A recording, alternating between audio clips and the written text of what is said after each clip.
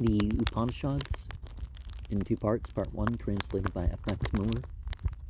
Khandogya Upanishad 6.11 Khanda. As someone were to strike at the root of this large tree here, it would bleed, but live. If he were to strike at its stem, it would bleed, but live. Paraded by the living self, that tree stands firm, drinking in its nourishment and rejoicing. But if the living self, leaves one of its branches, that branch withers. If it leaves a second, that branch withers. If it leaves a third, that branch withers. If it leaves the whole tree withers. In exactly the same manner, my son, know this. Thus he spoke. This body indeed withers and dies when the living self has left it. The living self dies not. That which is that subtle essence in it all that exists has itself. It is the true. It is the self. And thou,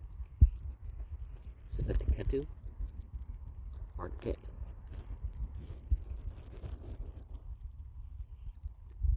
Please, sir, inform me still more, said the son. Be it so, my child, the father replied. The next question is, waves, foam, and bubbles arise from the water, and when they merge again in the water, they are gone. How is it that living beings, when in sleep or death, they are merged again in the Sat, and are not destroyed? Had a dream like that today. The commentator remarks that according to the Veda, trees are conscious, while Buddhists and followers of the Khandogya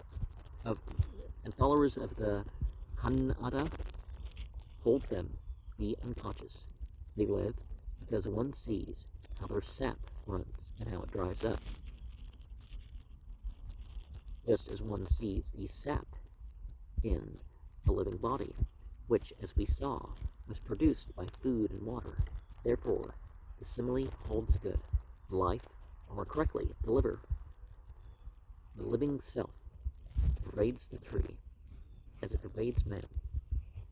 When it has entered the organism, which produces breath, mind, and speech, if any accident happens to a branch, the living self draws himself away from that branch, and then the branch withers. The sap, which caused the living self to remain, goes, and the living self goes away with it. The same applies to the whole tree. The tree dies when the living self leaves it. The living self does not die, it only leaves an abode which it had before occupied. Some other illustrations to show that the living self remains are added by the commentator. First, with regard to the living self being the same when it awakes from deep sleep, Sushupta, he remarks that we remember quite well that we have left something unfinished before we fell asleep. And then, with regard to the living self being the same when it awakes from death to a new life, he shows that creatures, as soon as they are born, take the breast and exhibit terror, which can only be explained, as he supposes, by their possessing a recollection of a former state of existence. Well, a reaction to an unknown are you're shifting the state. So you're used to something, and then all of a sudden you switch. Even if it's better, it's natural to be scared. Especially if you don't know that it's better.